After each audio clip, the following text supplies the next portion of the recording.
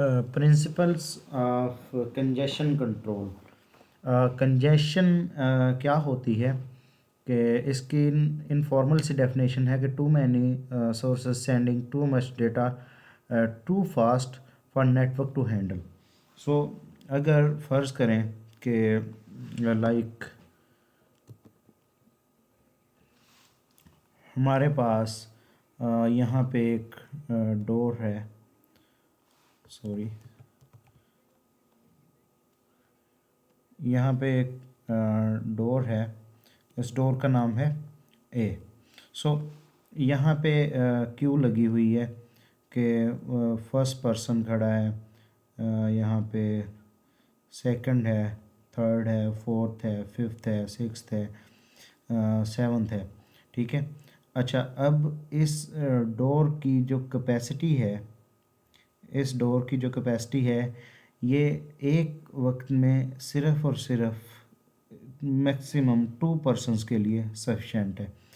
But एक time unit में इस अगर जगह से 7 पर्सनस गुजरेंगे तो इट वुड बी इनसफिशेंट इतने बैच ऑफ पीपल के लिए, कि इतने लोगों के लिए ये तंग पड़ जाएगा।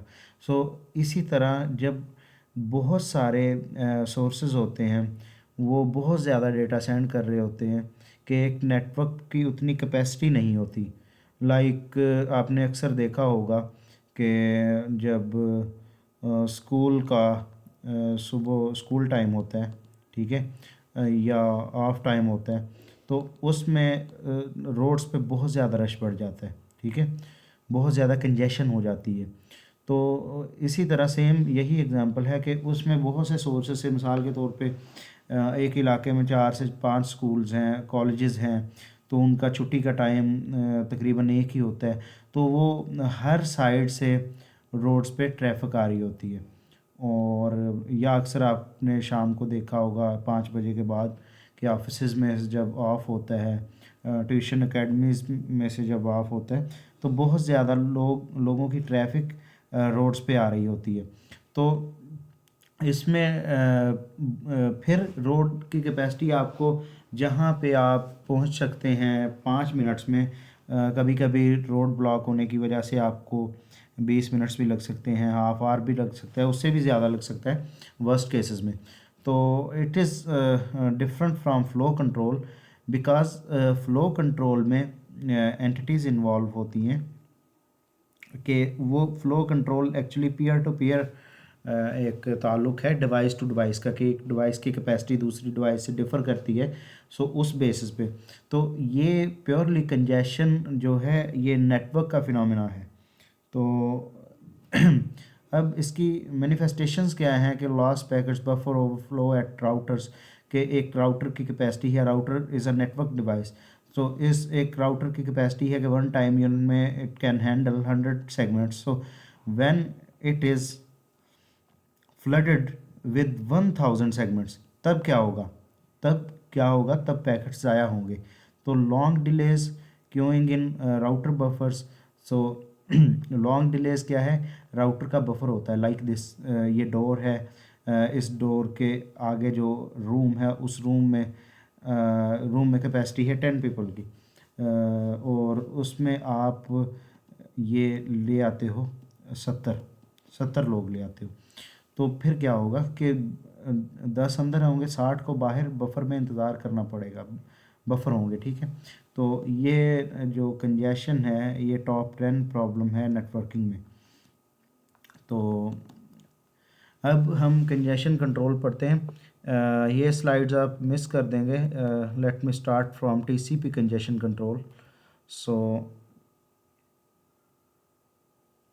ओके, सो इसमें you don't have to dig deep in TCP congestion control, just focus on the main ideas के how TCP controls the congestion. So there is approach which we call TCP, additive increase, multiplicative decrease. इसका मतलब क्या है कि sender increases transmission rate window size, window size में भी आपको याद हो, मैं एक इसका डिफरेंट कलर चूज़ कर लूँ, हाईलाइटर नहीं, ये ठीक है, रेड ही ठीक है।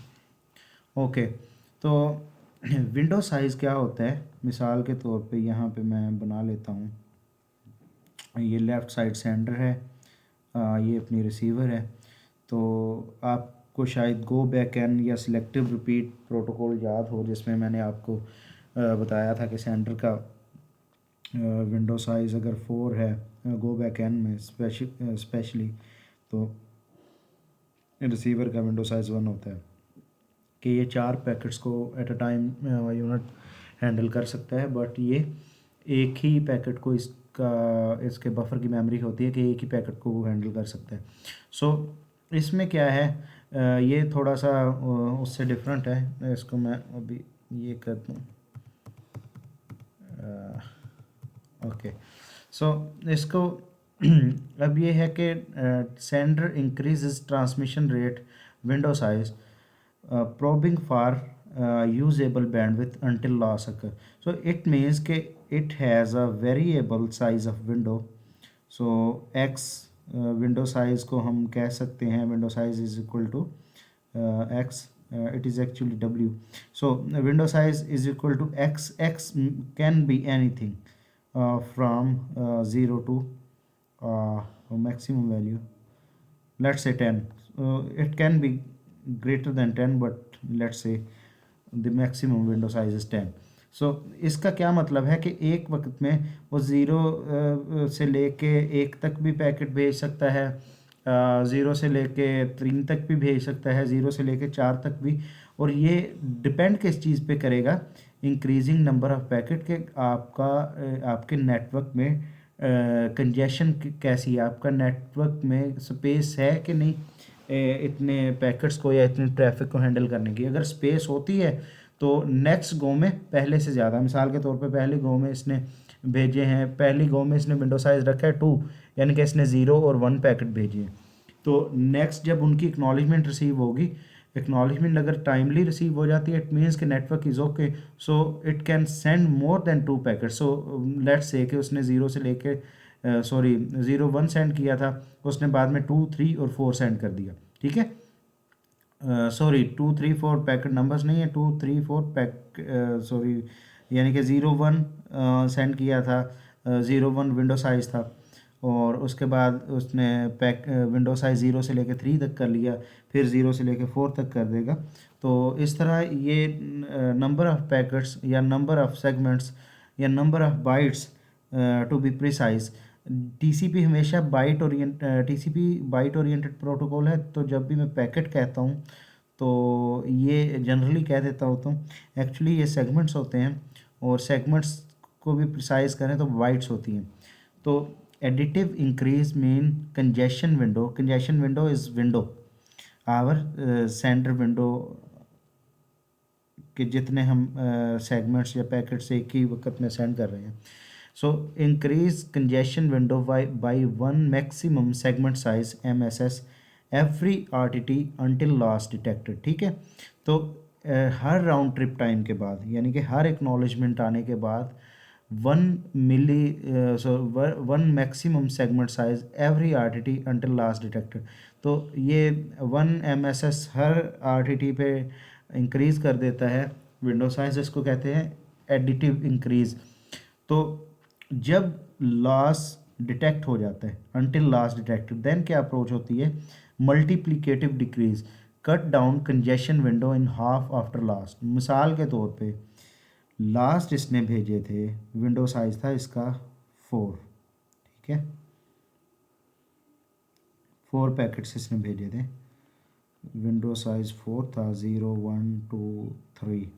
सो 4 इसने भेजे थे, मिसाल के तौर पे यहाँ पे लॉस अकर हो गया, कोई यहाँ पे एक्नॉलेजमेंट नहीं रिसीव हुई, ये लास्ट डिटेक्ट हो गया है। नेक्स्ट इसने क्या करना है, ये था एडिटिव इंक्रीज़, तो डिस्कस नहीं किया अभी। खैर एडिटिव इंक्रीज़ का ये मतलब था कि पहले उसने 2 पैकेट सेंड किए थे, तो उसकी एक्नॉलेजमेंट आ गई, उसने 4 कर दिए।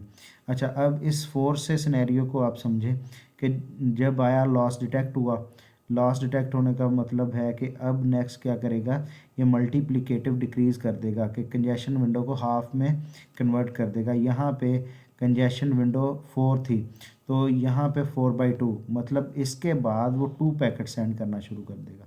ठीक है, तो अगर उसके बाद एक्नॉलेजमेंट सक्सेसफुली आती रही तो फिर 1/1 यानी कि 2 से 3 कर देगा, 3 से 4 कर देगा। हर RTT के बाद ये इसने एक मैक्सिमम सेगमेंट साइज इंक्रीज कर देना है।